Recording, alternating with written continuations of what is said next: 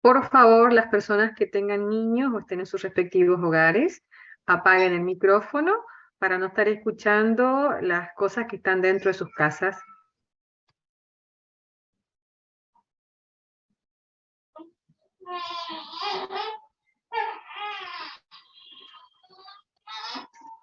¿Qué te pasa?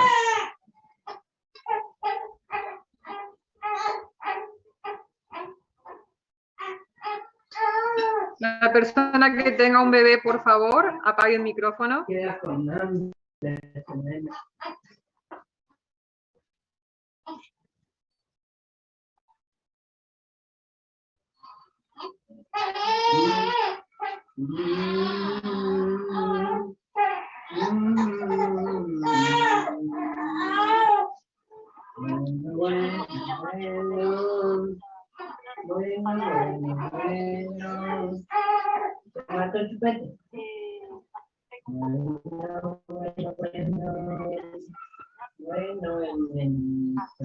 Y si alguien conoce a la persona que está con el micrófono abierto, con una criatura, por favor, dígale que apaguen. Profe, le estamos avisando, pero no contesta.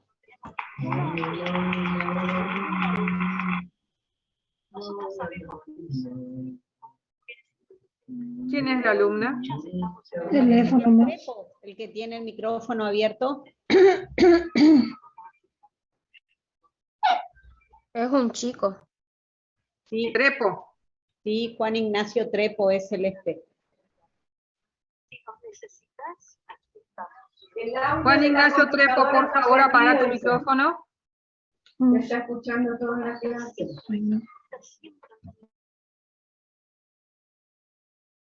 Ahí está. Gracias. Ahí apagó. Tengan en cuenta eso, chicos, cuando ustedes están en sus respectivos hogares, que tienen que tener, en lo posible, estar en un lugar donde no haya gente, y si no se puede, hacer callar a la gente alrededor, y si no se puede, apaguen el micrófono.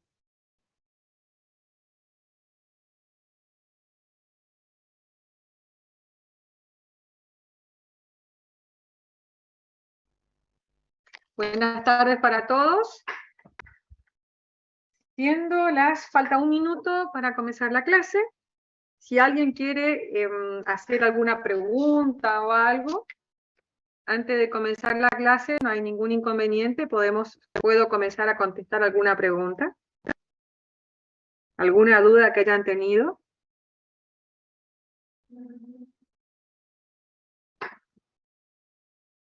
Dudas, Celeste, preguntas. la clase del lunes 19, ¿la volvés a dar vos? No sé si es por Zoom o No, presencial. el lunes 19, este lunes que viene no hay clase, no se da clase, no hay teórico. Bueno,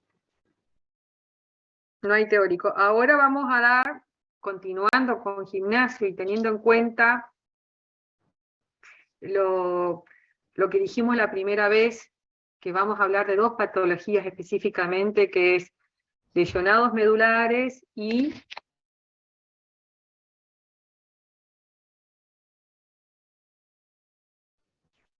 Cele, se te cortó. Ya le aviso por teléfono.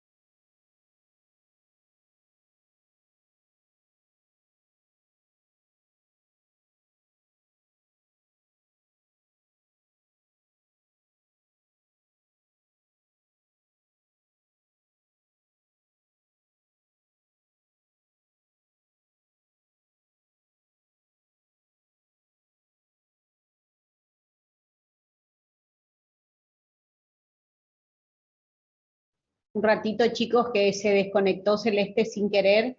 Ya vemos a ver cómo soluciona el problemita.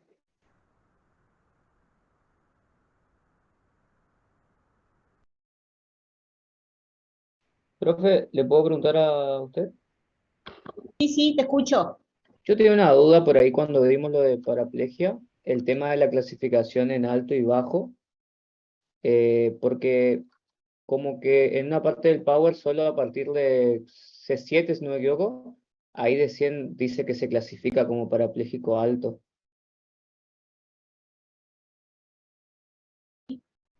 Pero yo pensaba que también los de C5, C4 también eran altos. Claro. Bueno, quiere decir, desde que empieza la primer vértebra hasta C7 son parapléjicos altos. De C7 para abajo son parapléjicos bajos. Eso es la diferencia, digamos. ¿Entendés? Una lesión en general entre el atlas y el axis no viven. Entonces, a partir de la tercera y cuarta, son lesionados muy, muy graves. Ahí empiezan a aparecer los lesionados medulares parapléjicos altos. C4, C5, C6, C7. Desde C7 para abajo, es decir, las dorsales y las lumbares, son parapléjicos bajos. ¿Entendés? Sí, profe. Y ahí también una duda porque en T1 a T4 también entra alto. No, T1 es parapléjico bajo, no es alto. ¿Dónde dice parapléjico alto T1? En el pago de la profe decías que al de T1 a T4 se lo trabajaba como, o es solo el trabajo, dice como parapléjico alto. Voy a mirar el Power a ver. Capaz que se O si confundió no, en ahí lo poner. busco y veo si puedo Bueno, compartir. bueno, fíjate a ver.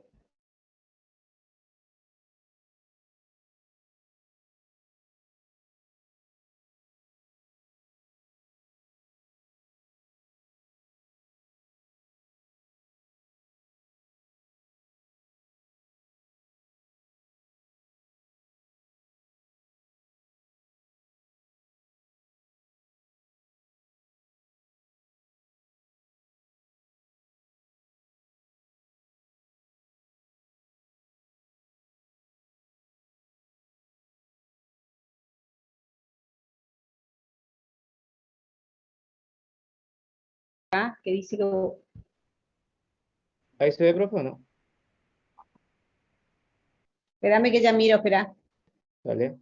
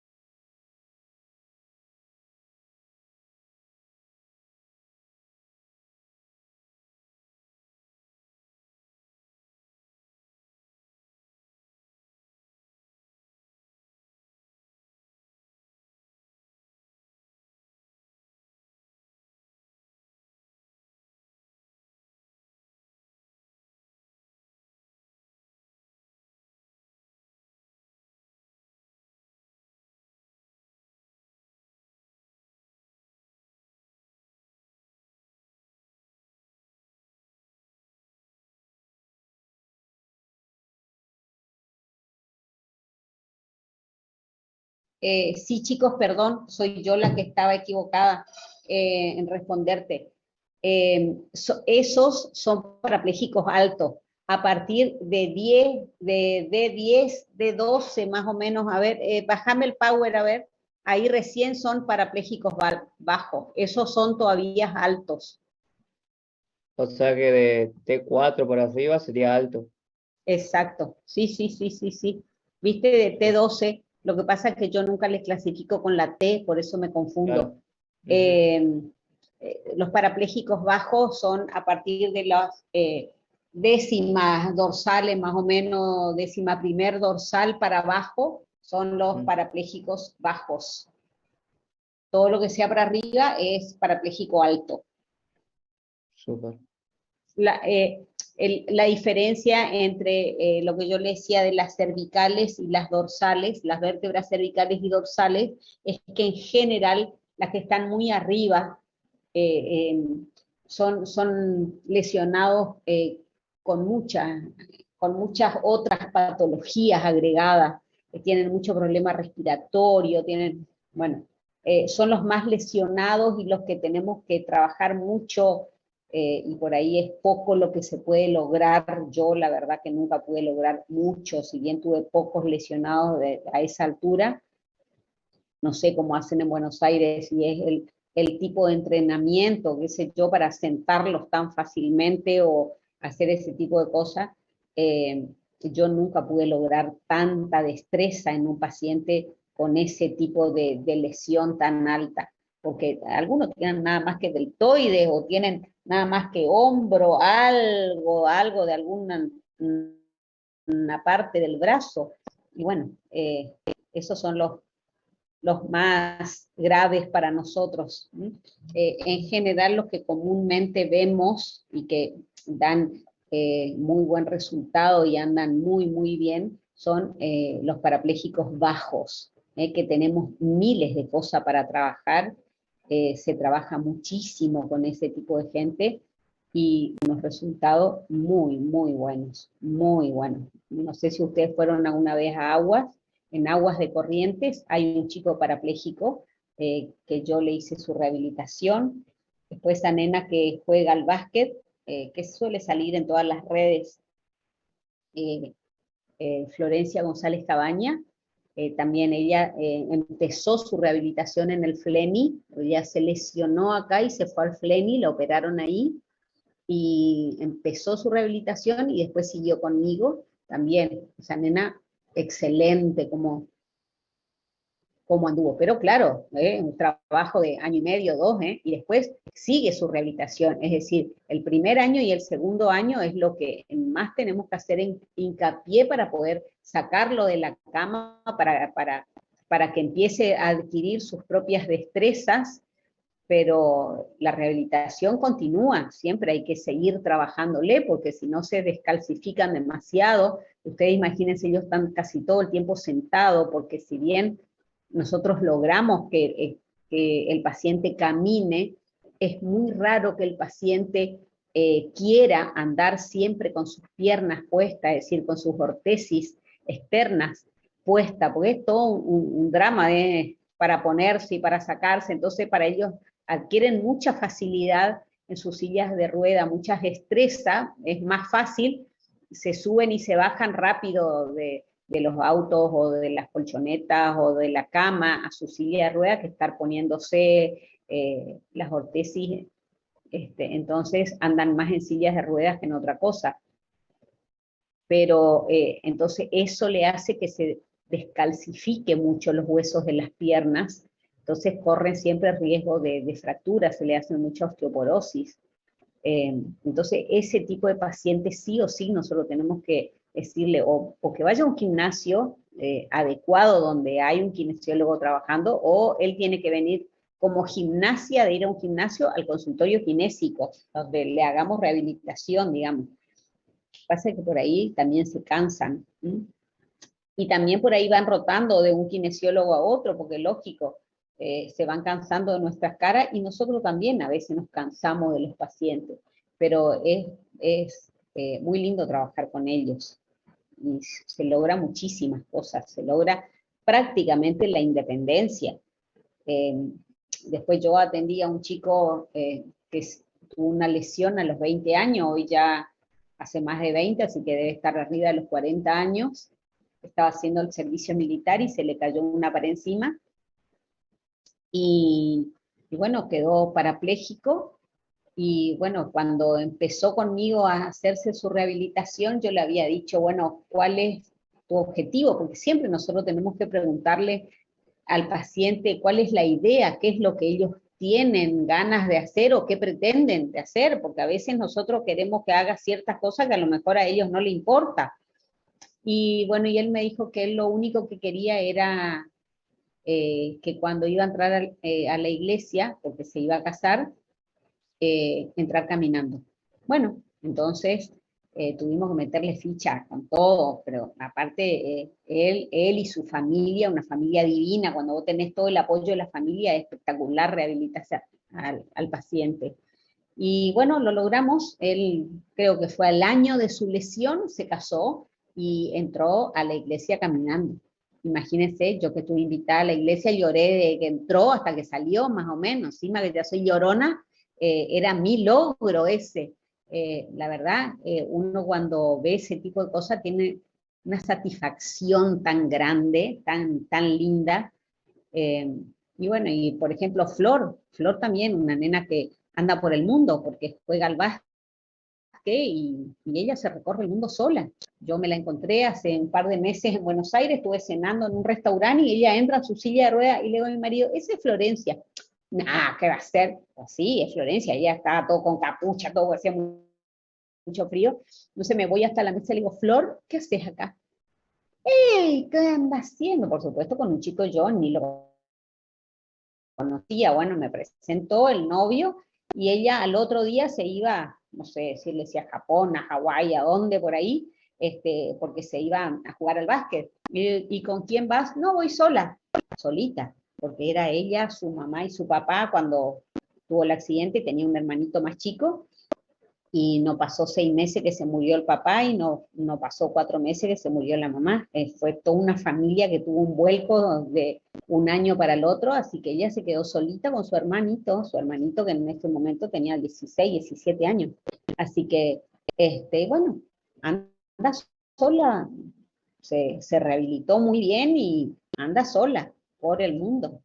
Y bueno, son pacientes que bueno, a mí personalmente me gusta, son pacientes que te encanta cuando uno logra algo, igual que los hemipléjicos. Los hemipléjicos cuando nos traen por primera vez que están hechos unas babas, porque no, están todos flácidos, es todo un trabajo nuestro, es mucho trabajo el que se empiecen a egresar, que se empiecen a parar, que empiecen a moverse, y es una satisfacción tan linda para el kinesiólogo. Por supuesto, al que le gusta la rehabilitación, ojo, hay otras personas que no le interesa eso, pero a mí, por ejemplo, que me gusta mucho la rehabilitación, es todo un logro mío personal y del paciente, que el paciente se siente solo, que se enderece, que coma solo, es un trabajo que lo tenemos que hacer bastante con él y con ponerle toda la ficha con la familia, porque yo siempre les digo a ese tipo de paciente, nosotros le podemos ayudar, y todo lo que sea, pero es el 20%. El 80% es él y su entorno familiar. Entonces, cuanto más ayuda tenemos de la familia y de él, es mejor. Por supuesto que hay días que están redepres, hay días que no les gusta hacer nada, hay días que lloran todo el día. Bueno, es una etapa, digamos, de la rehabilitación. Así que, bueno, yo le estoy contando mientras tanto, pues Celeste se está viniendo a mi casa, vivimos cerca, así que ya debe estar por llegar, porque se quedó sin internet, no sé si se quedó sin luz o qué, así que me acaba de avisar que ya está viniendo para acá. No sé si quieren hacer alguna preguntita. A ver, hay algo en el chat.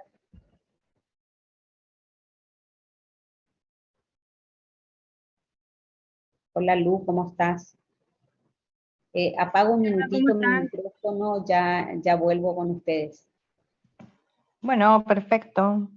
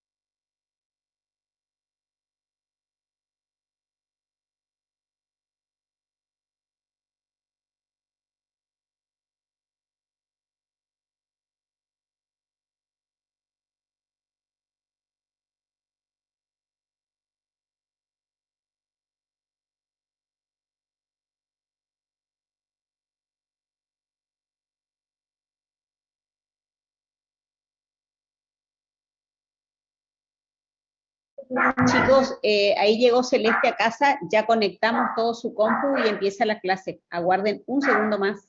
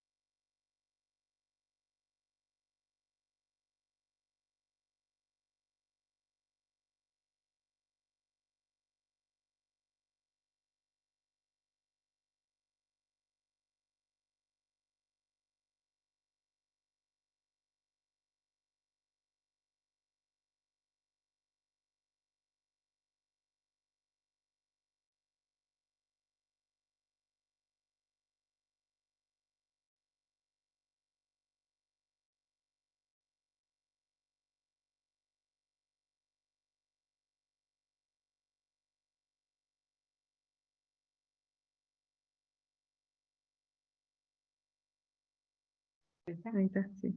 Perfecto. Bien, ahora sí. Buenas tardes, chicos. Disculpen tantas demoras, pero se cortó el internet en mi casa, así que tuve que recurrir a la casa de la licenciada Meana, que me alojó rápidamente. Así que bueno, vamos a comenzar la clase un poco tardía, pero la vamos a comenzar. Bueno, vamos a compartir pantalla. Vamos a compartir pantalla. Compartir. Vamos a poner acá.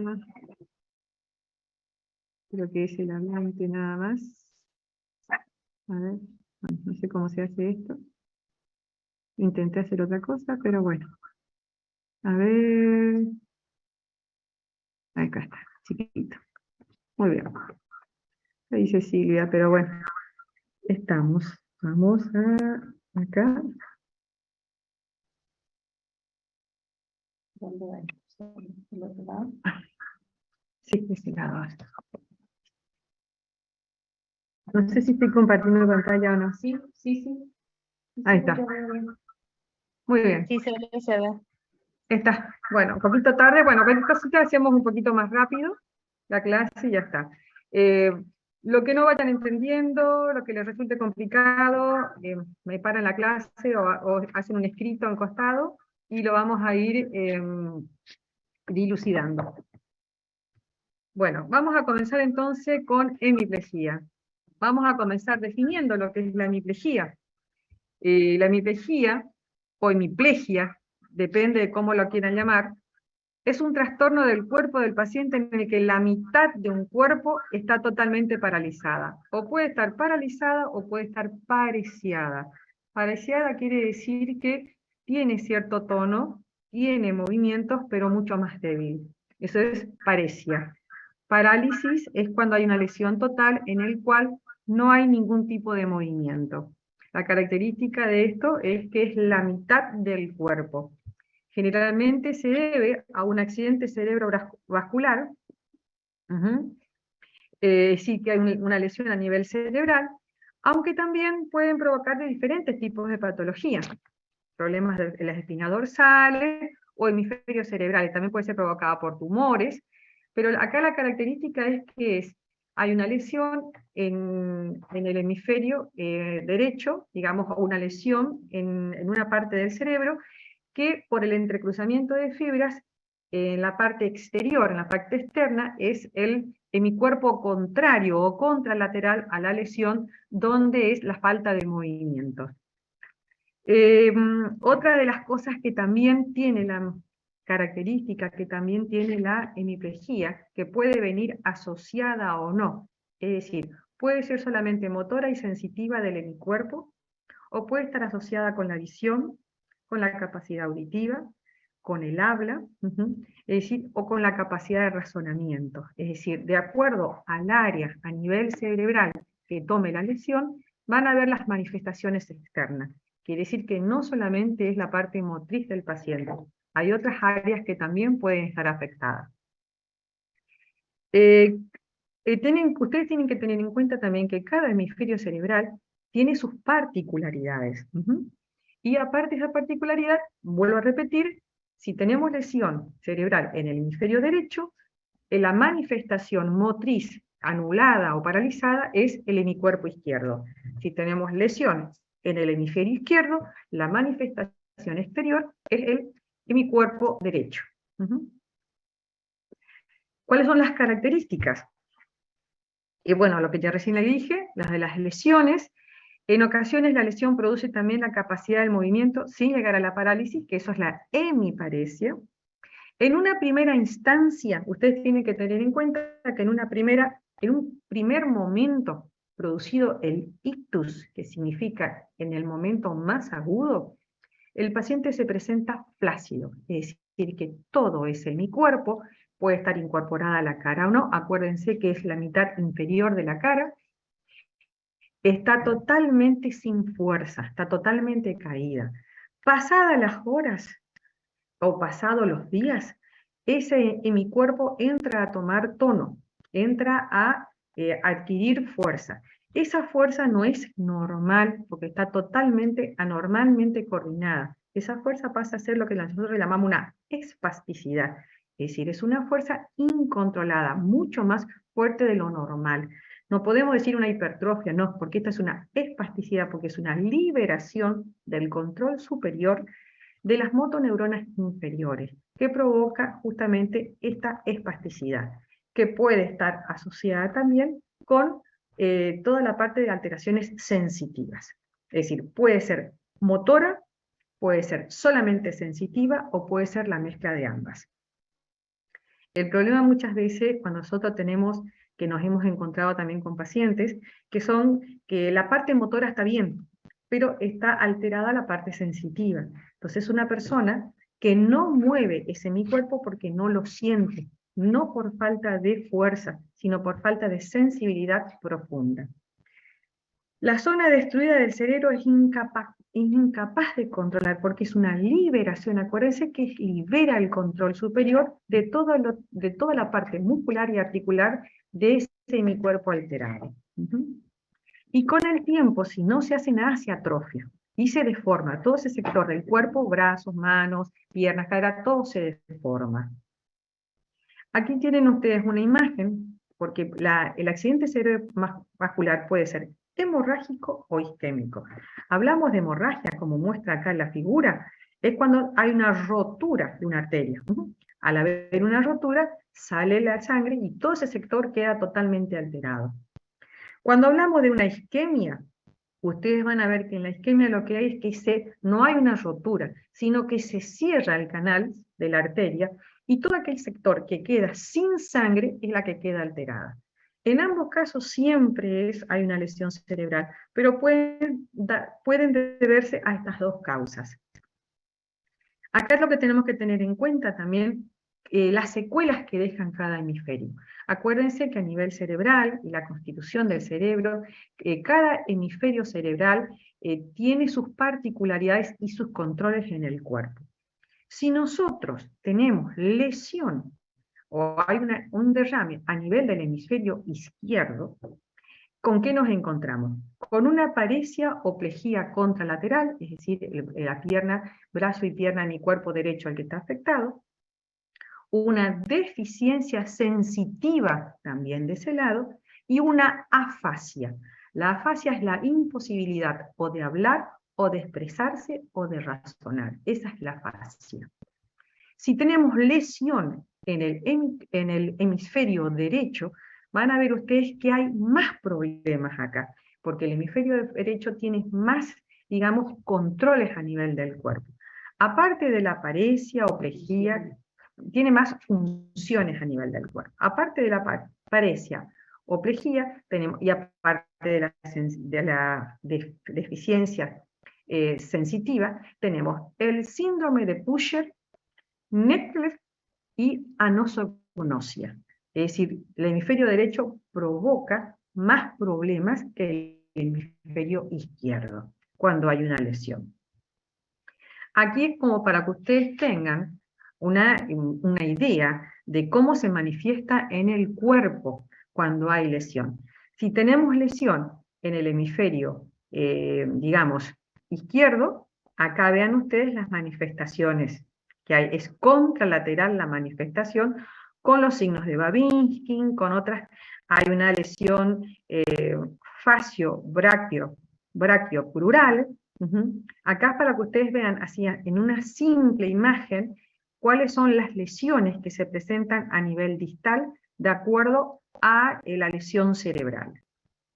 Aquí lo hacemos más detallado, digamos. Miren ustedes, la hemicara y todo el cuerpo teniendo lesión de este lado, la manifestación es contralateral. Hemicara, miembro superior, tronco y miembro inferior. Todo ese lado se encuentra afectado. ¿Cuáles son las manifestaciones motoras con las que nosotros nos encontramos con ese paciente? Vamos a comenzar de arriba para abajo. Vamos a tener nosotros que en el miembro superior va a ir adoptando posturas anormales. A esto vamos a llegar si nosotros no hacemos desde un comienzo un buen posicionamiento cuando lo tenemos en la cama. Si nosotros en el mismo instante en que el paciente se lesiona, comenzamos con un buen control postural en la cama, no vamos a llegar a estas manifestaciones, o si llegamos van a ser mínimas las manifestaciones externas de tanto miembro superior, tronco, como miembro inferior. ¿Cómo nos vamos a encontrar nosotros con el miembro superior?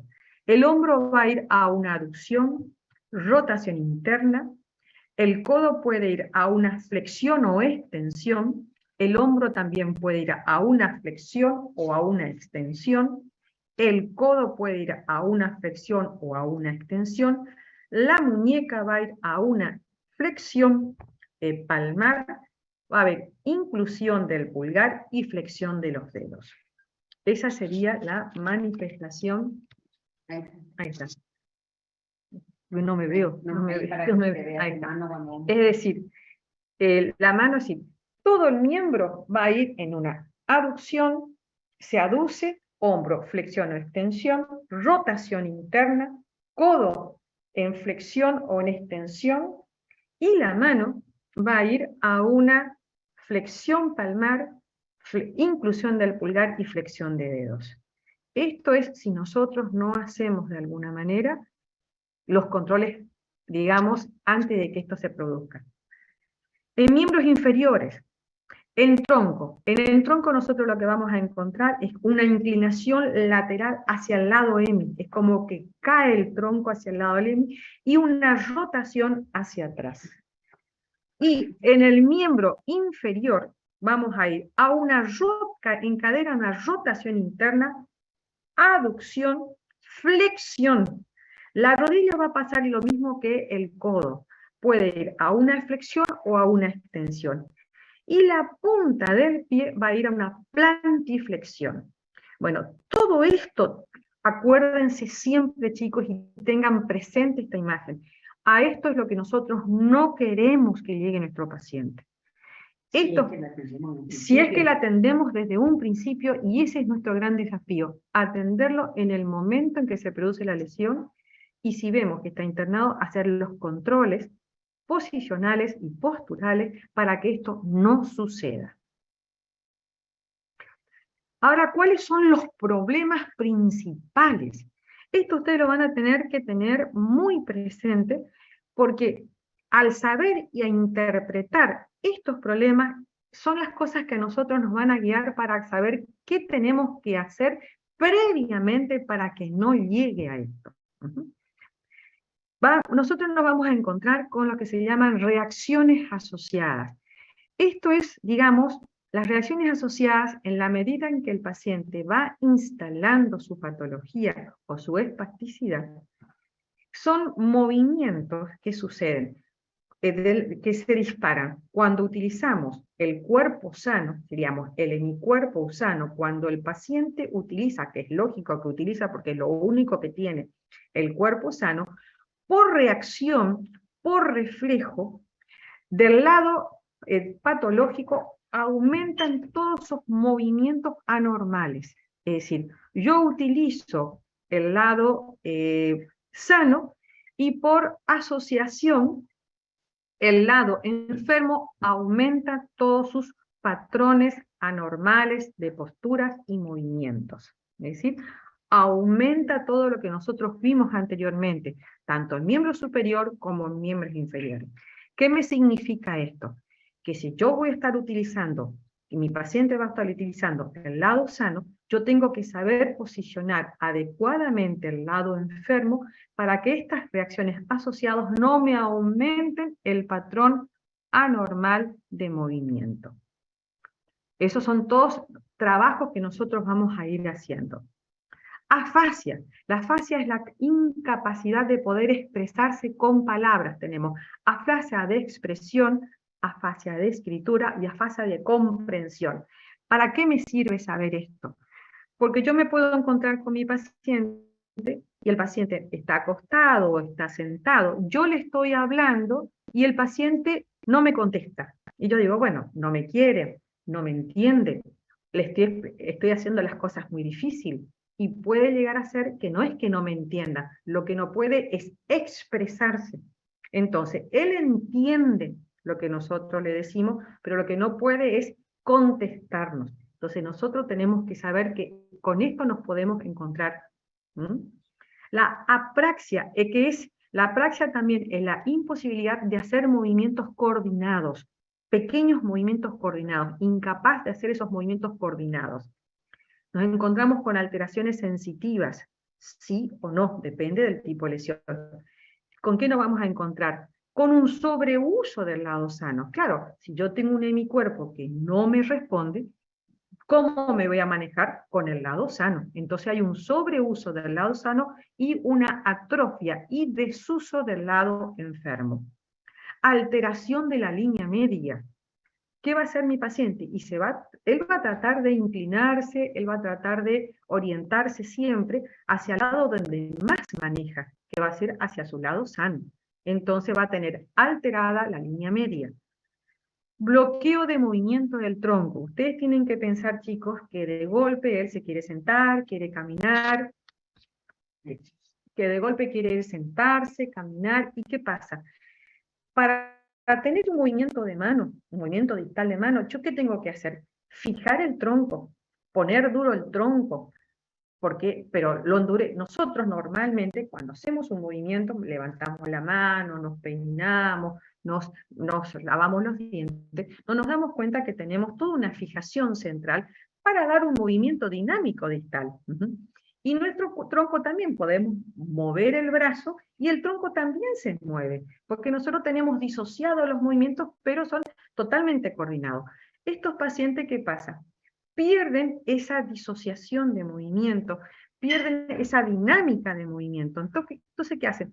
Yo quiero alcanzar algo, entonces, ¿qué hago? Y bueno, me fijo, pero por demás, pero lo hago de manera inconsciente. Es decir, lo primero que hacen ellos es fijar su tronco, endurecer los movimientos del tronco y quitar todo tipo de movimiento del tronco para poder mover tanto el brazo como la pierna. Entonces nuestra mirada va a ser devolverle a ese tronco movimientos nuevamente normales, darle nuevamente movilidad. De ahí es que nosotros decimos que tenemos que disociar los movimientos del tronco. Hemisomatoagnosia, es decir, otra de las características que ellos tienen, que es el desconocimiento, agnosia es falta de conciencia, de su hemicuerpo. Es decir, no toman conciencia e ignoran, que eso es un problema de entrada que ellos tienen, ignoran su hemicuerpo, es decir, no lo quiero ver, no lo registran, sensorialmente no lo registran. Muchas veces es una anulación que ellos hacen por el dolor y el sentimiento, porque ese mi cuerpo no les responde.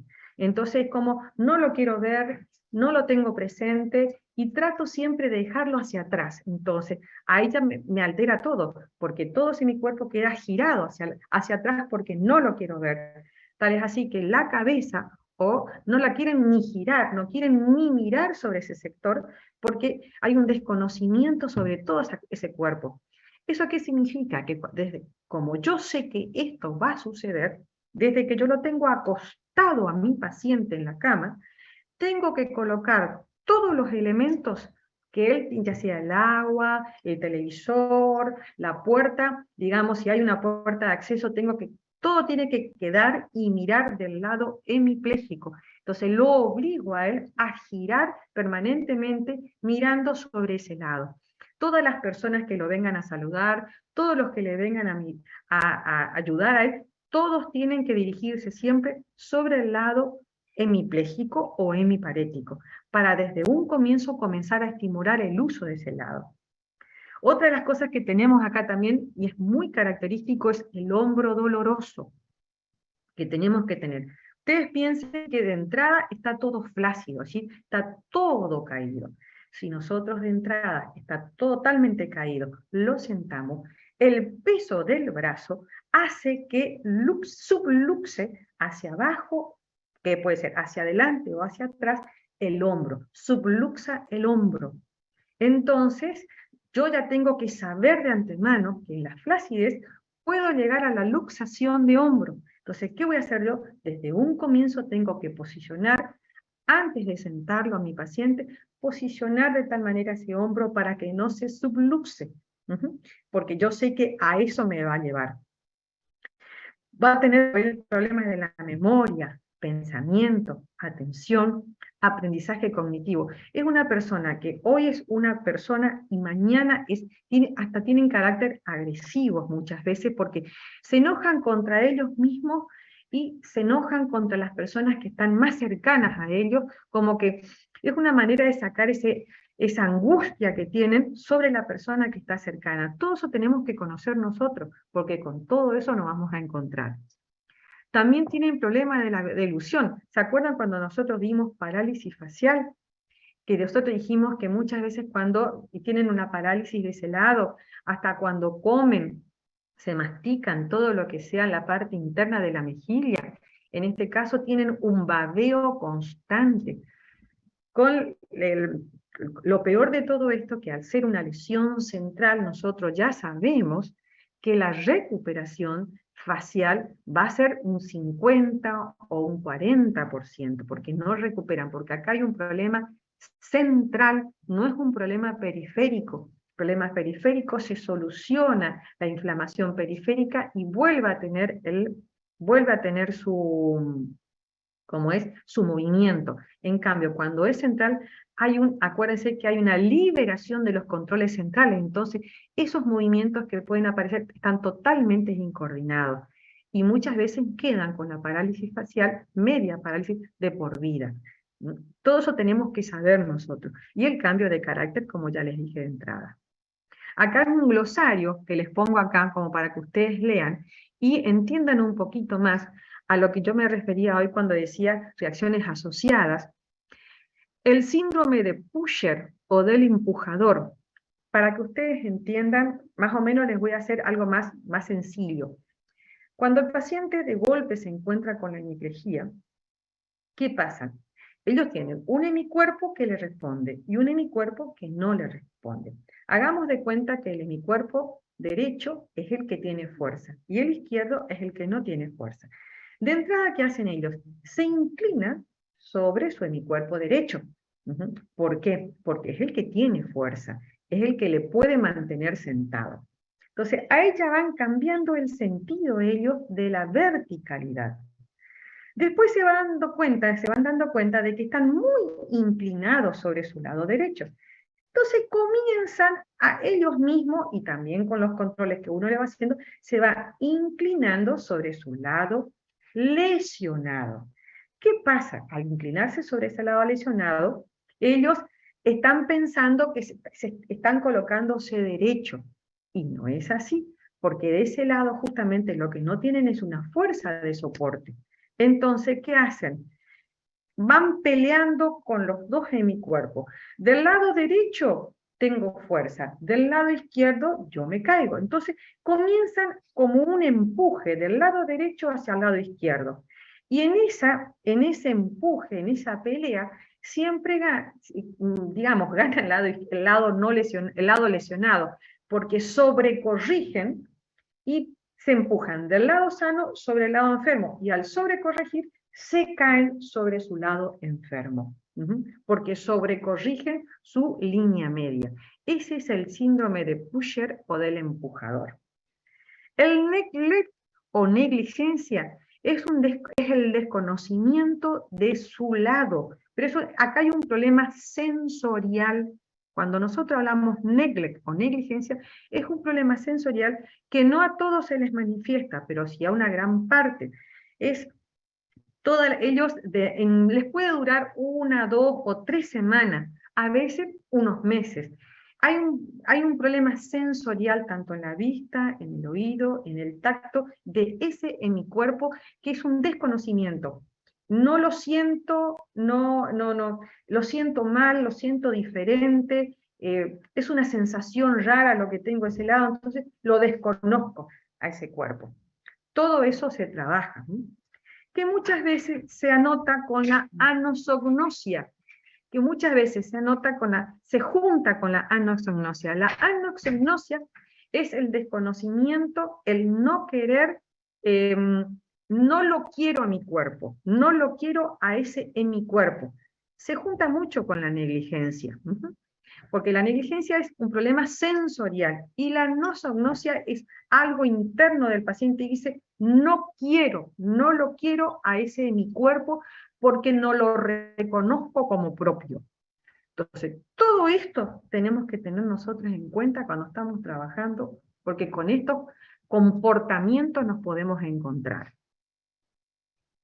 Acá para que ustedes vean el síndrome del empujador o del pusher. Cuando está sentado, miren ustedes, cuando están sentados, de este lado es el lado sano. Él mismo del lado sano se empuja hacia el lado enfermo porque busca la verticalidad. El profesional o la persona, ¿qué hace? Se sienta del lado enfermo y lo trata de corregir. Entonces hay que estar corrigiéndolo, pero él se empuja, pero eso es algo innato. Yo me empujo para mantener una verticalidad, pero me paso del equilibrio y me caigo. Entonces en el sentado, miren, cuando lo dejamos solo, tanto se empuja que pierde su verticalidad, y la persona que está al lado permanentemente tiene que trabajar delante de un espejo y hacerle ver a él nuevamente, y que vuelva a recuperar su esquema corporal, que vuelva a recuperar su línea media, y que no se empuje hacia el lado lesionado. Esta misma persona la paramos y tenemos este problema. Se sigue empujando hacia el lado hemipléjico, buscando en su subconsciente o en su inconsciente su verticalidad mal tomada, la verticalidad mal elaborada por la lesión que tiene. Todo esto lo tenemos que trabajar. Acá miren ustedes, está acá en otro tipo de dibujito, como para que lo tengan más fijo, en otro esquemita, el síndrome del empujador. Acá está cuando está estable, aquí está el empuje que ellos van haciendo del lado sano hacia el lado pléjico. Miren ustedes que cae sobre el lado pléjico, de tanto que empujan buscando la verticalidad. El síndrome del empujador o de pusher dura un tiempo. es un tiempo en el cual nosotros tenemos que trabajar intensamente. Pocos le queda para siempre, a algunos le queda un tiempo nada más. Tratamiento. Y bueno, nuestro objetivo va a ser siempre desde un comienzo la simetría. Nosotros vamos a buscar en todo momento de nuestro paciente la simetría. Tener en cuenta las incapacidades físicas, es decir, evaluar a nuestro paciente, tener en cuenta sus incapacidades físicas, sus incapacidades mentales, y nuestro objetivo va a ser tratar de devolver, en base a lo que nosotros vemos, tratar de devolverle la máxima función y reducir al mínimo esas discapacidades que nosotros sabemos que las va a tener. Nosotros sabemos que la lesión le va a provocar en ese semicuerpo muchos trastornos motores y sensitivos. Si ya los conocemos de antemano, que fue lo que yo les estuve explicando, tenemos que minimizar todo, en lo posible todos esos trastornos que sabemos que se va a producir. ¿Cómo lo hacemos? Con una rehabilitación precoz. Nuestra rehabilitación precoz va a ser desde que está el paciente en cama, desde que lo ubicamos en el paciente en cama, desde que lo sentamos, desde que lo paramos y desde que lo hacemos caminar. Siempre van a ser con todos los cuidados para que no haya reacciones asociadas, para que el tronco no se fije, para que haya una buena posición de los brazos y de las piernas, y para que las reacciones asociadas no me aumenten. Cuanto más use su lado sano, me aumente la patología del lado enfermo. Esperando un segundo. Sí. Ahí Sofía está preguntando, en el caso de que una persona tenga una ACV, empieza con un tratamiento y después de unos meses le da otro ACV. En ese caso, vemos cómo queda ese paciente, porque, por ejemplo, a veces estamos avanzando muy bien, le vuelve a dar una ACV y volvemos a fosa cero, pero en lo peor de los casos es cuando la lesión la agarra y le agarra del otro lado. Entonces, su lado hemipléjico que le estábamos rehabilitando pasó a ser su lado más fuerte, porque el otro lado, entonces lo empezamos a atender prácticamente como un parapléjico o como un cuadripléjico. Entonces, depende siempre de la lesión, en el caso de que ya haya tenido una ACV y vuelve a tener otra ACV. ¿Entendés, Sofía? Sí, profe, gracias. Perfecto. Entonces, ¿cómo vamos a comenzar nosotros para minimizar lo que ya sabemos que se va a presentar? Primero, cuidados posicionales, eso ya lo sabemos. Levantar al paciente al borde de la cama lo antes posible con indicación del médico. Acuérdense que la cama es nuestro, por un lado le beneficia, pero cuanto más tiempo está en cama, más patrones de movimientos anormales puede llegar a tener, se van a instalar más, pierde más todo lo que sea control de su cuerpo, control del espacio, pierde más esquema corporal, y siempre va a tratar, ya que desde el acostado que tiene él, siempre va a tratar de utilizar siempre su lado sano.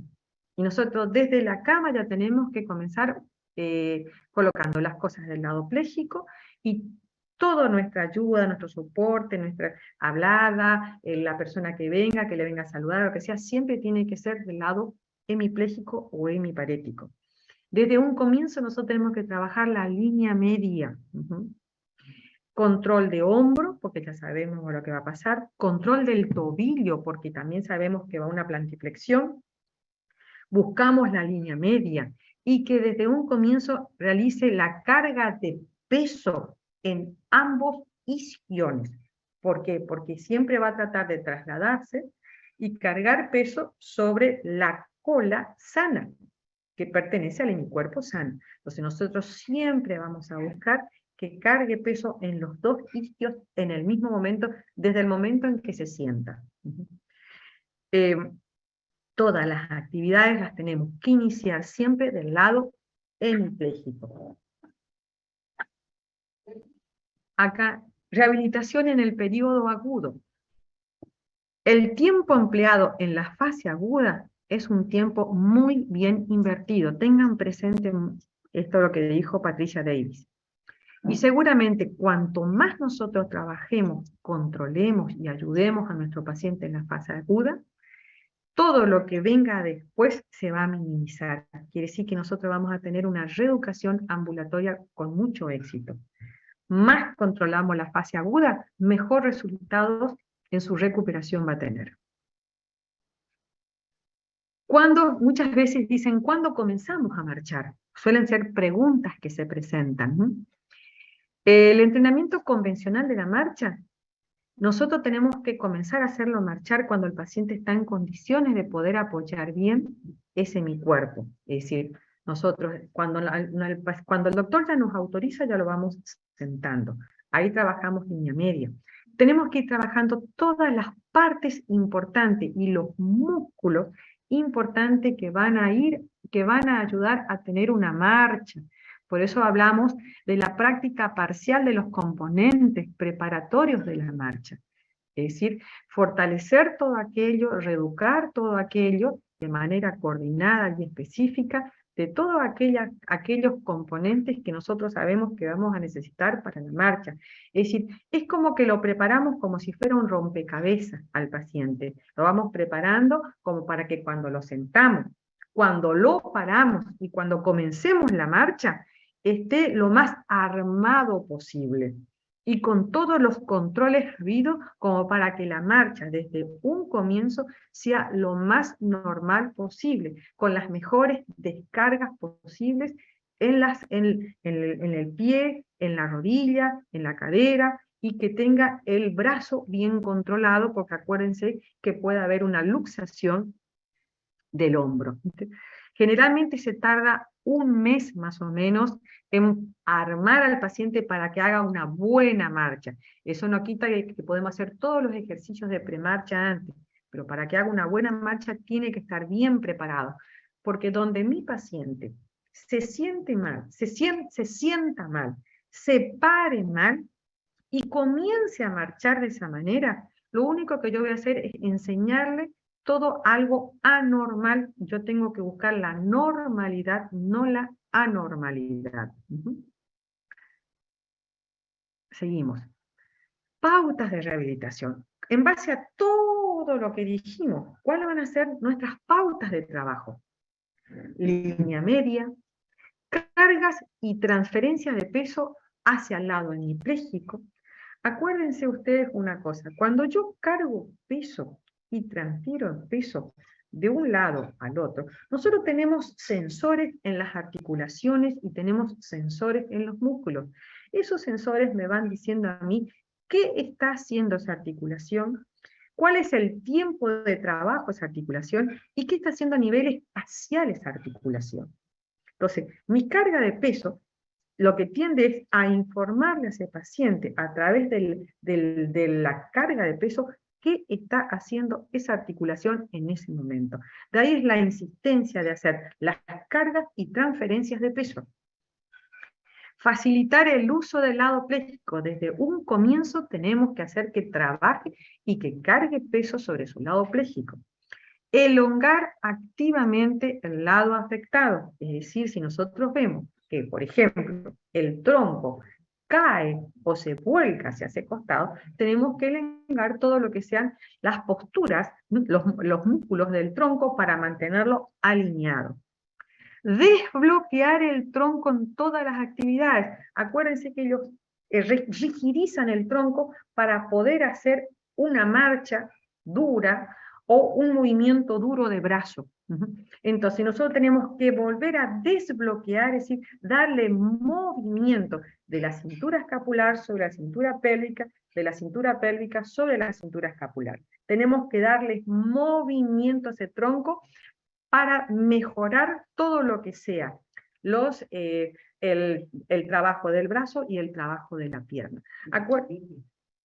El equilibrio, tenemos que mejorar su equilibrio, y lo que hacemos, acuérdense que el tronco en el tronco está pegada a la escápula. Si el tronco está rígido, la escápula se rigidiza.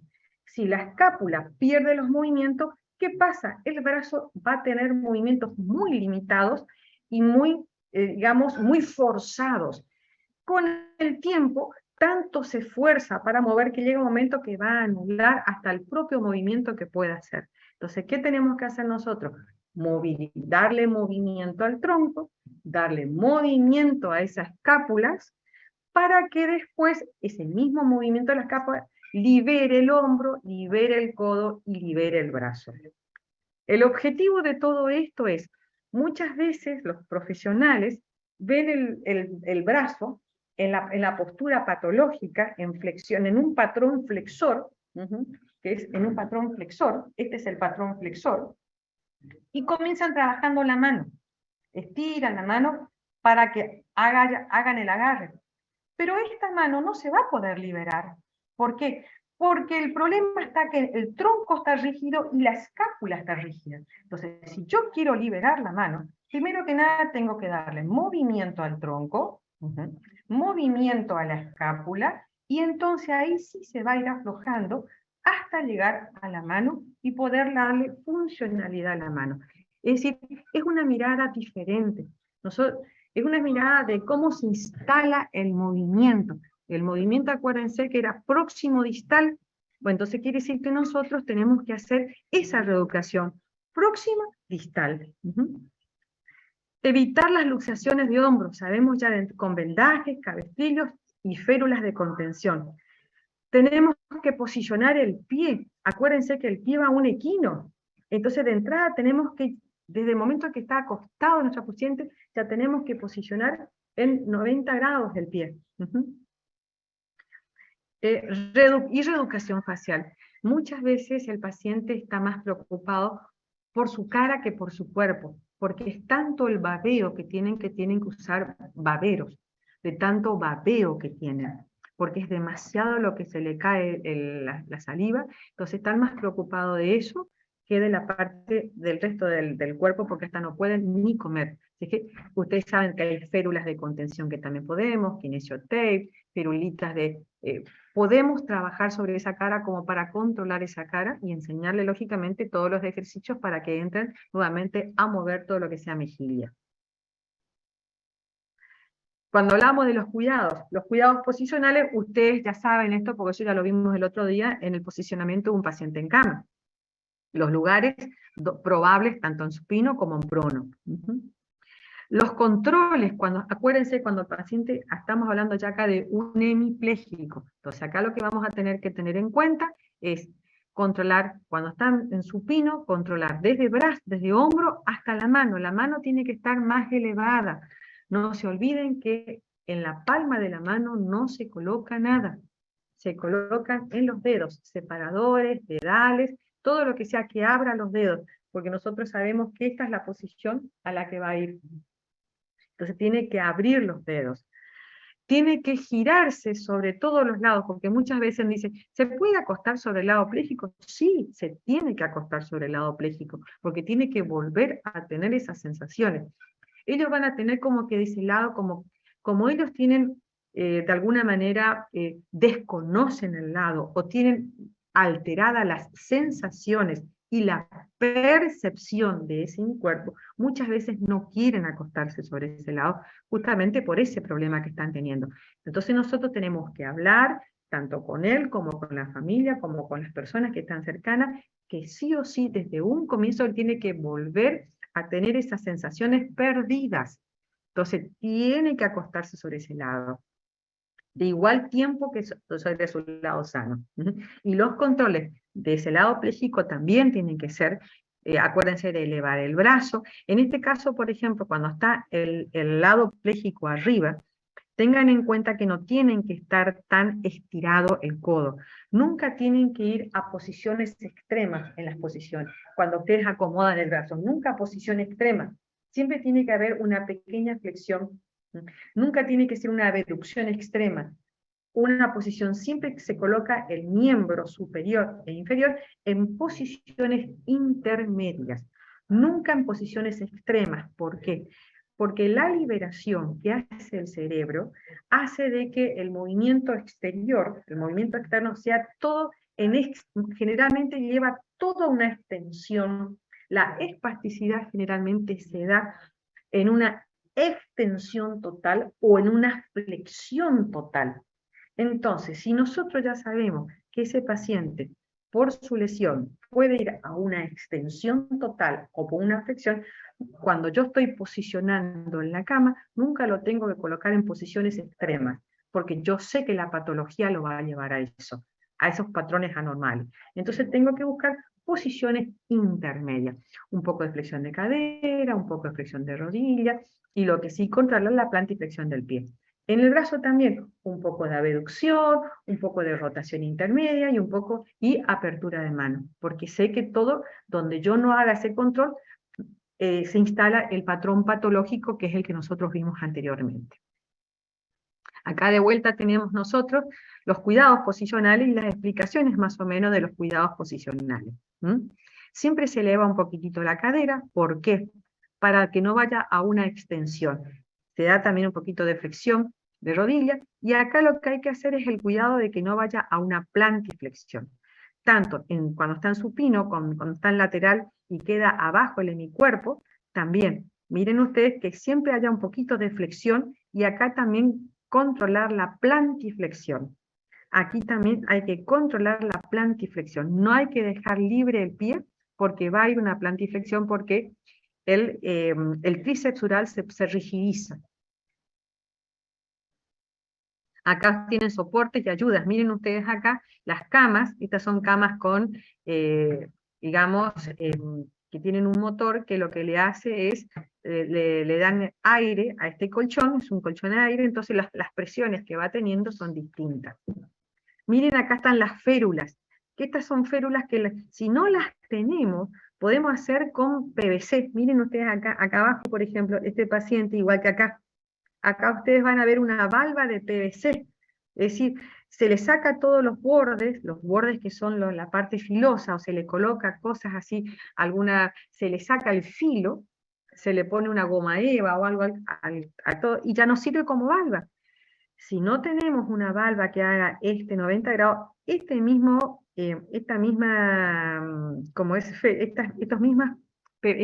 caños de PVC, hay algunos que son con 90 grados. Hay caños de PVC gorditos, anchos, de diámetros grandes, que son de 90 grados. Y bueno, compramos de 90 grados, cortamos por la mitad, le sacamos todos los bordes filosos y le colocamos en el pie al paciente. Eso es cuando no tenemos estas férulas para colocar. Lo importante es soportar bien desde un comienzo ese pie. O hasta que llegue. O hasta que le llegue de alguna manera de la obra social. De la obra social tardan para traerle. Tardan bastante tiempo. Aprovecho que tengo mi amiguita que me presta, que me hizo un convite de juguito de naranja. Luxación de hombro. Esto les puse ahora para que ustedes, no sé si ustedes en las clínicas, o no sé, creo que en las clínicas todavía no tienen, pero como para que tengan idea, a qué nosotros llamamos luxación de hombro. Cuando de alguna manera el contacto de la cabeza de la cabeza humeral con la glenoide, por algún motivo, no fractura, no traumático, en este caso sale de lugar, cambia de lugar, en el cual se amplía la superficie entre uno y otro y cambia de lugar. Esto provoca mucho dolor. Son los cambios traumáticos parciales o totales en el normal contacto entre las superficies articulares de la escápula y el húmero. En cualquier plano, eso es una subluxación de hombro. En las primeras 3 semanas post-ACV es donde se producen todas las luxaciones, las subluxaciones de hombro. ¿Qué me significa esto? Que estas primeras 3 semanas mis ojos tienen que estar ahí controlando ese hombro, controlándolo en buena posición para que esto no suceda. ¿Por qué? ¿Por qué decimos que son las primeras 3 semanas? 3, 4, 5, ¿pero por qué? Porque es la etapa flácida, la etapa en la cual no tiene nada, pero nada de fuerza el paciente. Factores que influyen para el desarrollo justamente de la subluxación. Acá tenemos debilidad muscular para sostener la posición de la escápula, el tronco que colapsa hacia el lado afectado, la escápula que rota hacia abajo, la parte superior de la cápsula se distiende, el peso del brazo, que es lo que yo le estuve diciendo hoy, el peso del brazo que hace que traccione hacia abajo, justamente por la acción de la gravedad. Y el comienzo de la parte hipertónica, ¿por qué? Porque hay músculos que van a tener más fuerza, porque hay una desorganización muscular. Hay músculos que van a tener más fuerza que el otro. Y el que tenga más fuerza es el que va a traccionar más y lo va a debilitar a aquel otro que no tenga tanta fuerza. Entonces hay una competencia de fuerza que hace de que aumente más todo lo que sean las luxaciones y las malas posiciones. Los músculos hipertónicos tiran la escápula hacia abajo y la rotan hacia abajo. Y todo esto me va a provocar la subluxación. Yo tengo que tener presente todo esto. Si yo tengo presente todo esto, puedo controlar desde un comienzo todo esto para que no suceda la subluxación de escápula. Acá es como para que ustedes tengan una idea de lo que es un hombro normal. Miren ustedes la cabeza humeral, miren ustedes la escápula, la gleno, qué bien posicionado está la cabeza en la gleno. Miren ustedes en esta otra que es un hombro con ACB, la distancia que tiene desde la cabeza y el acetábulo, no el acetábulo, el agleno. Miren ustedes, entre la cabeza y el agleno, la distancia. Tal es así que uno puede poner el dedo y entra perfectamente un dedo entre la cabeza y el agleno. Miren ustedes, entra perfectamente, ¿por qué? Porque tanto es lo que se distiende, tanto es lo que se agranda, tanto es lo que estira, que entra perfectamente un dedo. No así del lado sano. Del lado sano no, porque está bien coaptada la articulación. Entonces no hay dedo que pueda entrar. En cambio, como acá está distendido, sí entra el dedo. Cuidados del hombro. Y bueno, desde un comienzo la profilaxis, es decir, que no suceda. Cuidados posicionales. Luego el equipamiento. Los soportes de hombro, taping, Teratoc. Y la estimulación eléctrica, que es el FES que nosotros hablamos el otro día. Todo esto son que nosotros desde un comienzo tenemos que trabajar. Cuidados del hombro en las diferentes posiciones del paciente, es decir, no solamente cuando está. Una vez que lo sentamos, tenemos que cuidar en todo momento, ¿no? No es que decimos solamente cuando camina tiene que cuidarse el hombro, no. Cuando está acostado, posicionarlo correctamente. Cuando está sentado, con los soportes adecuados. Cuando está haciendo las transferencias del sentado al parado, del acostado al sentado, es decir, en todo momento hay que cuidar ese hombro. Bipedestación más, cuando estoy por cuanto más alto me voy colocando, más flexiona el brazo hacia abajo. Y en la marcha más, porque estoy pensando más en la marcha que en el brazo, el paciente sobre todo. Entonces, todos son los cuidados que tenemos que tener. Posicionamiento. Miren ustedes los posicionamientos como tienen que ser. Posicionamiento acá está levantado, la mano abierta. Esto lo tenemos que hacer, ¿por qué? Porque me va llevando a mí a una rotación y voy llevando a una aducción y rotación. Es decir, voy llevándolo al patrón patológico de mi paciente. Miren cómo tienen que ser desde un comienzo. Desde un comienzo tenemos que tener nosotros una mesita que se llama con escotadura. ¿Por qué con escotadura? Porque así calza bien sobre el tronco del paciente y el paciente puede apoyar bien los brazos. Es decir, calza en el tronco y apoya bien los brazos. Los hombros están relajados y los codos están bien apoyados. Y están simétricos, adelante y bien apoyados. Miren acá cómo está. Y acá, esto es lo que no debe pasar, lo que está acá, que es cuando se inclina la mesita. No me sirve, le estoy colocando una mesa, pero que no sirve porque yo le estoy dando una postura asimétrica. ¿Por qué usar los soportes? Hay mucha controversia con respecto al soporte de hombro. Hay algunos que dicen que si desde un comienzo se trabaja con ejercicios, se trabaja con electroestimulación, se trabaja diciéndole al paciente que él mismo se controle, no hay necesidad de colocar un soporte. Y hay otras personas, que en eso me pongo yo también, desde que yo prefiero ir por de más que por de menos. Es decir, yo prefiero que si bien es cierto el paciente me puede entender, me puede comprender, la familia lo puede entender, pero va a haber en algún momento en que él no va a estar atendiendo ese hombro. No va a estar pensando en ese hombro porque está viendo una televisión, porque está caminando, porque está jugando, porque está comiendo. En ese momento el hombro cae y cae fuera de lugar. Entonces, yo soy de las que considero de que desde un comienzo hay que tener un soporte. Total, para sacar ese soporte siempre hay tiempo. Acá están los diferentes tipos de soporte. Hay millones, cualquier cantidad, que va a depender del grado de la lesión que tenga el paciente, de los años que tenga el paciente, del tipo de subluxación, si es anterior o posterior o inferior que tenga ese paciente, de la sujeción que yo le quiera dar y del dolor que presente ese paciente, y del edema que se pueda presentar en la mano. Todo eso va a hacer que yo pueda ir cambiando y modificando y utilizando diferentes tipos de soporte. Tenemos el braquial. Este es uno de los que más se usa, porque es como, esto se suele hacer, esta partecita, con una camisa vieja. Se corta las mangas de una camisa y se coloca acá. Y de acá se salen dos soportes que van uno por delante y otro por detrás del tronco.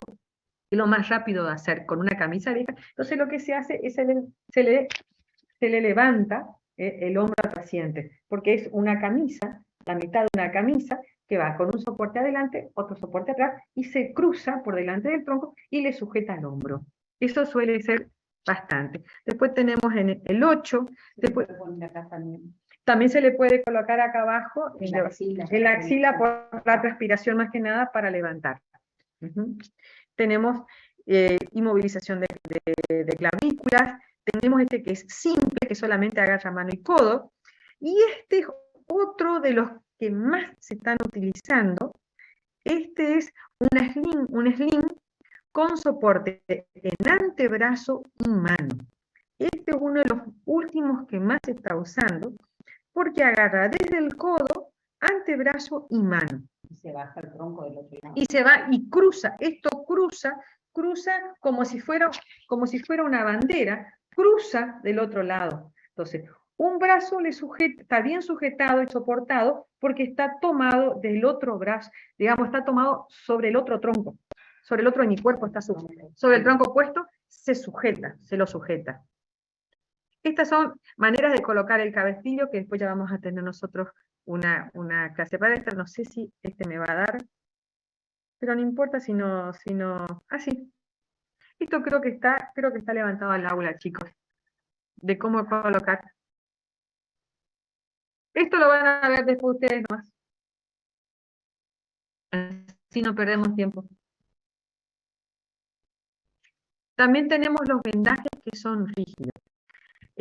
Lo sentamos al paciente. Estas cintas son de doble contacto. Es decir, pegan a la piel y pegan por fuera y no son, digamos, extensibles. Quedan firmes en el lugar. Se le pone uno en el brazo y uno en cada línea de los deltoide anterior, deltoide medio y deltoide posterior. Y otro a nivel de hombro. Así como va quedando acá, miren chicos. Y arriba se pone otra cinta no extensible para que sobre toda la parte que pega, sobre todo el pegamento, porque todo esto tiene doble contacto, pega por adentro y pega por afuera. Entonces, esta es una cinta, y se coloca otra arriba, que la hace más firme y más fija. De esta manera yo tengo un control dinámico, porque puede hacer un movimiento sin dolor y controlando la luxación que no se provoque en el hombro. Este es el Hitmore Sling, este es el que les estuve mostrando, que acá lo pueden ver mejor. Va una cincha por delante, una cincha por atrás, todo esto va, miren ustedes, va del otro lado, sujetándose del otro lado del tronco. Acá le sujeta codo y va hasta la mano con la apertura del pulgar. Y se usa eso en vez de tenerlo así por las dudas, porque no se, viste que es cuando se hace la hipertrofia que ha flexionado el brazo. Esto lo que buscamos nosotros es que no vaya ni a una extensión de codo ni a una flexión de codo.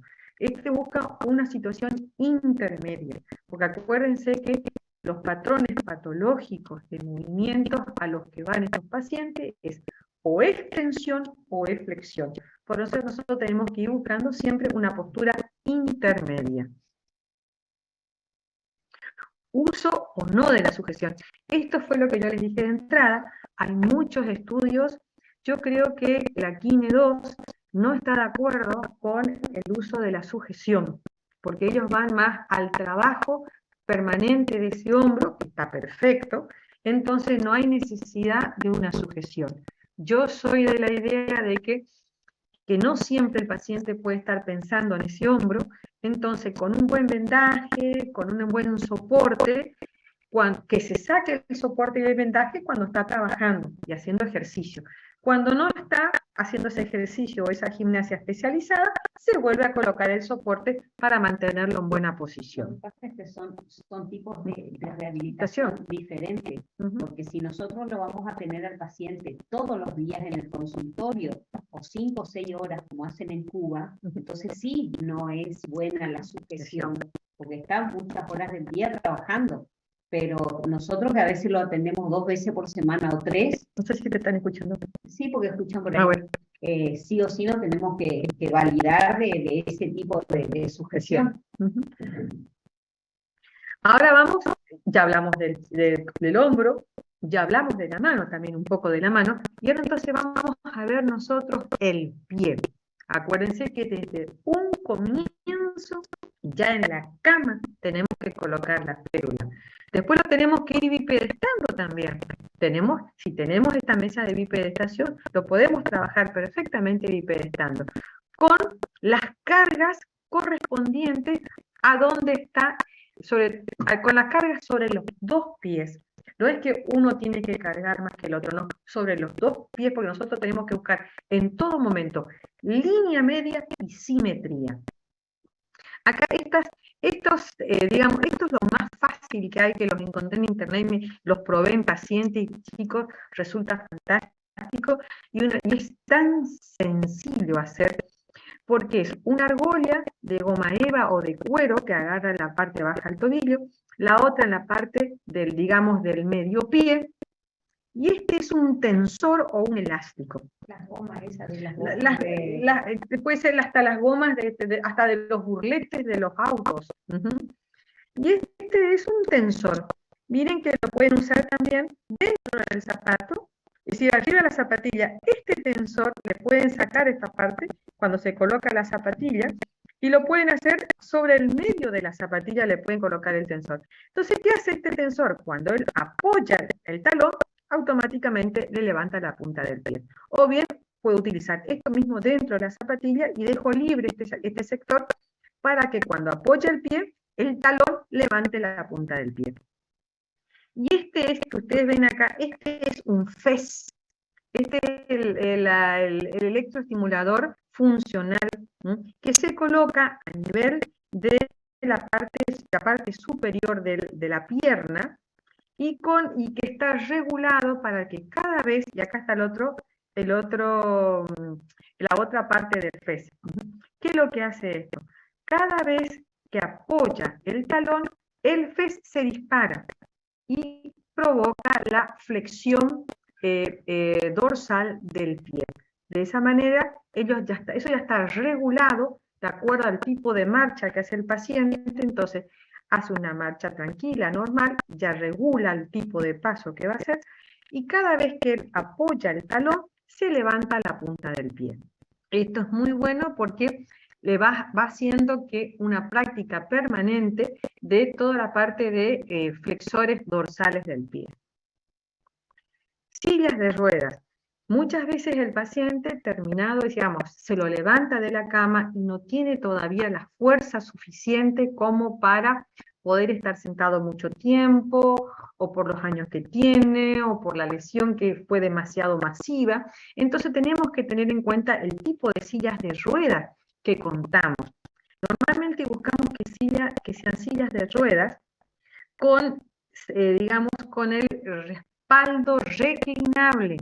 ¿Por qué? Porque hay veces que cuando se lo sienta el paciente no puede estar sentado tan derecho, sino que tiene que estar un poco reclinado, porque no se marean, se descomponen o se descompensan. Entonces tenemos que tener sillas de ruedas con respaldo reclinable. Miren ustedes, y también con apoyapiernas, porque hay veces que pasan muchas horas sentados, entonces necesito reclinar el tronco y levantar las piernas. Estas son otras sillas de ruedas con, adaptaciones. Miren ustedes acá el asiento, el asiento tiene todo esto que es inflable. Todas son celdas inflables. Hoy a veces son celdas de siliconas. Entonces el paciente cuando se sienta, está acolchado y no se escara. Tengan en cuenta, miren ustedes acá, si ven que está de este lado, tiene digamos, un manubrio de este lado que es del lado sano. Entonces, con este manubrio de este lado, maneja las dos ruedas. Entonces, el paciente está sentado y con su hemicuerpo sano, el brazo de su hemicuerpo sano, él hace que las ruedas giren y doblen hacia un lado o hacia el otro. Es decir, su mano pléjica, que está inutilizada, no puede hacer propulsar la silla de ruedas. Entonces, con un monocomando que tiene, hace que las ruedas circulen ambas al mismo tiempo y que puedan girar a un lado y al otro lado. Las tomas de las manos. Eso es muy importante porque desde que está acostado, como tiene que tomar las manos, las manos las tiene que tomar, es decir, las tiene que alzar a las manos de tal manera que nosotros tenemos en la zona tenar,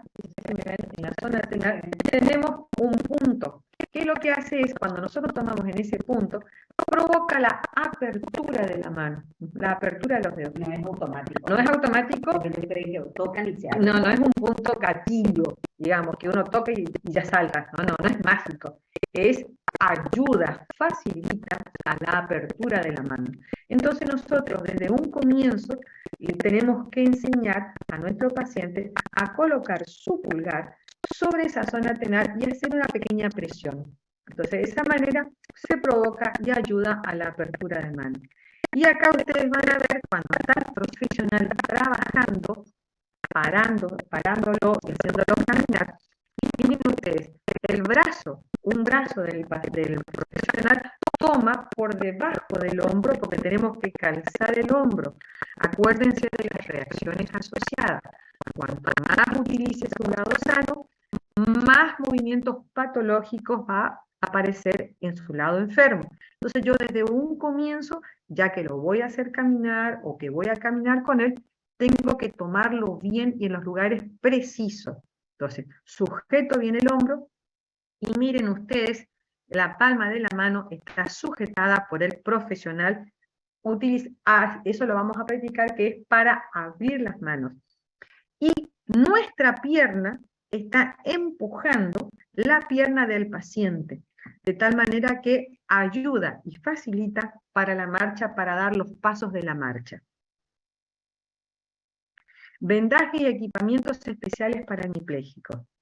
Esto es lo que también vimos nosotros para parapléjicos. Estos son soportes que ya son férulas de miembros superiores que ya se compran, que también las podemos hacer. Miren ustedes, estos son todos cabestrillos que se compran. Este es hombro y agarra codo, pero tengan en cuenta que acá el codo está demasiado estirado. Tenemos que dar cierta flexión de codo. Aquí es como habíamos dicho nosotros que esto hacíamos también hasta con las camisas, con las mangas de las camisas, pero siempre está sujetándose en el hemicuerpo opuesto, de tal manera que buscamos nosotros simetría de hombro. Otra de vuelta a las eslingas, de antebrazo. Y también hacemos, por supuesto, kinesiotape. Eso también lo vamos a practicar, que es utilizando las líneas del deltoides, posicionando a nuestro paciente de tal manera que con el kinesiotape lo que hacemos nosotros es una sujeción del hombro. Estos son los otros vendajes que estuvimos viendo recién, que son los vendajes rígidos de hombro. Estas otras son los extensores de codos y extensores de rodilla. Acá nosotros, tienen dos maneras, lo utilizamos de dos maneras. Uno es cuando el paciente viene con una flexión muy, muy fuerte de codo, utilizamos esto para ir despacio ganando movimiento, es decir, lo ponemos en una postura, pasado cierto tiempo, afloja o relaja esa musculatura y vamos aumentando el movimiento del codo. Lo mismo pasa con la rodilla. Hay veces que vienen hiperextendidas y que tenemos que darle un poco de flexión porque estamos lastimando esa rodilla. Entonces utilizamos este tipo que también, si ustedes ven acá, tienen unas barras que lo que hace que le da firmeza para que no vaya ni a una flexión ni a una extensión. Y estas son las manos del hemipléjico. Miren cómo va quedando la muñeca, codo flexionado. Miren cómo va tomando la forma la mano, antebrazo pronado, el puño cerrado y cómo entra el pulgar adentro. Esta es la posición típica de la mano hemipléjica a lo que nosotros tenemos que tratar de no llegar. Se hace todo hongo y se lastima. Sí, se llenan de hongo acá, y ustedes no saben cómo se lastiman con las uñas. Las uñas se les penetran en la palma de la mano y quedan todas lastimadas. Estas son férulas de contención que no son malas también para colocar. No es el ideal, porque acuérdense que todo lo que ponemos nosotros en la palma de la mano facilita, pero cuando tenemos manos en muy mal estado, que ya vienen muy malas, estas férulas a nosotros nos ayudan a, digamos, a mantener la longitud de los músculos.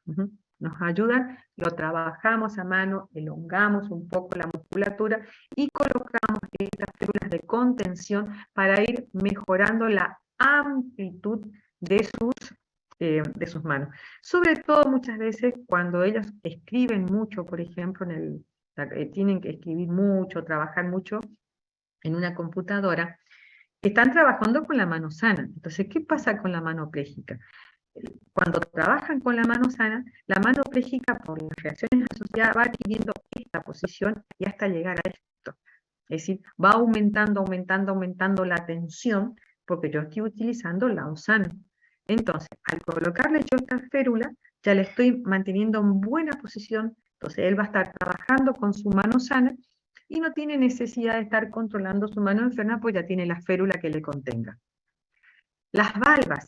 Se utilizan también las mismas valvas de fibra de carbón que los parapléjicos, con las mismas características. Los vendajes acá también tenemos que tener en cuenta que nosotros lo que buscamos acá es la flexión dorsal, que también vamos a hacer vendaje. También usamos el kinesio tape en la zona, en el hueco popliteo. Lo posicionamos al paciente y hacemos la tensión en el hueco popliteo para facilitar la flexión de rodilla. También lo vamos a practicar. Y estas son vendajes que también lo vamos a practicar para controlar el equino. Esto es una de las cosas que más usamos nosotros desde el paciente que está en la cama.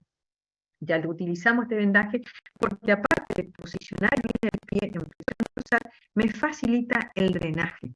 Es decir, evito que haya un edema en miembros inferiores. Muy bien. Y esta es la bibliografía, digamos, de todos lados donde se sacó para dar esta clase. Muy bien. ¿Alguna pregunta que ustedes quieran hacer, chicos?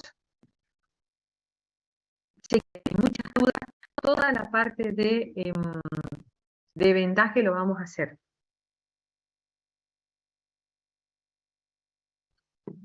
¿Alguna pregunta que les haya quedado de todo esto? Yo la clase se las voy a subir, esta clase se las voy a subir, así que la van a tener. Nosotros lo que hacemos este año les enseñamos lo que sea rolado del paciente hemipléjico y sentado y marcha. Lo otro, más específico, lo dan el año que viene en la Kine 2, que es el trabajo ya de tronco, brazos y manos. Eso lo dan el año que viene, creo que lo dan el año que viene, en la Kine 2, en terapéutica de neurodesarrollo, pero con la mirada hacia el hemipléjico adulto. ¿Alguna pregunta, chicos? ¿Que quieran hacer?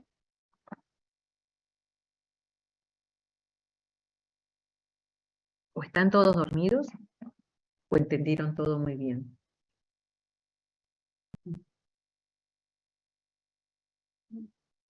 Se entendió, profe. ¿Está? No, sí se entendió, profe. Está. Bueno, sí, entonces si están todos entendidos, entonces damos por finalizada la clase Avisar entonces que el lunes. El lunes no hay clase. El miércoles es el día de ustedes, el día del estudiante, así que tampoco tenemos clase. Y ya El lunes 26. el lunes 26 seguimos, sí, ya nos ponemos en comunicación la semana que viene, en avisos, con que si el viernes de la semana que viene seguimos con clase, o pasamos No, el directo. viernes que viene no hay clase. Ah, no, porque están tienen ustedes la fe. la- Digamos que la semana que viene la tienen fácil, porque tienen el Día del Estudiante y la Expo. Así que prácticamente la semana que viene tienen una semana de descanso. Miren y practiquen. Está todo habilitado en la videoteca. Practiquen ya porque ahí están todos los videos del hemipléjico. Es decir, practiquen todo lo que sea trabajo en colchoneta del hemipléjico hasta el sentado, porque eso, la próxima vez que nos encontremos vamos a terminar de dar esa parte. Capaz que también demos un poco de vendaje ya, ¿eh? ¿Sí? Vamos a hacer vendaje. Así que vayan preparando para el miércoles que viene, no este, sino el próximo. Traigan pañuelos.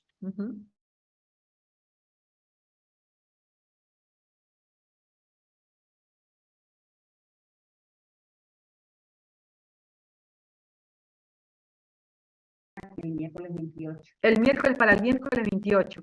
Traigan las cintas, traigan pañuelos grandes, las colchonetas porque vamos de vuelta al piso.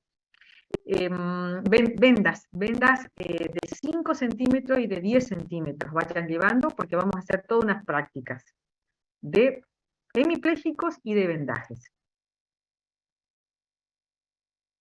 ¿Estamos, chicos? Nos vemos. Dale, profe, muchas gracias. Feliz Que día tengamos del buen fin de estudiante. semana. Para el año Gracias. que Feliz día, chicos, el miércoles. Muchas gracias, profe. estamos. Que tengan un buen fin de. Gracias igualmente, que descansen.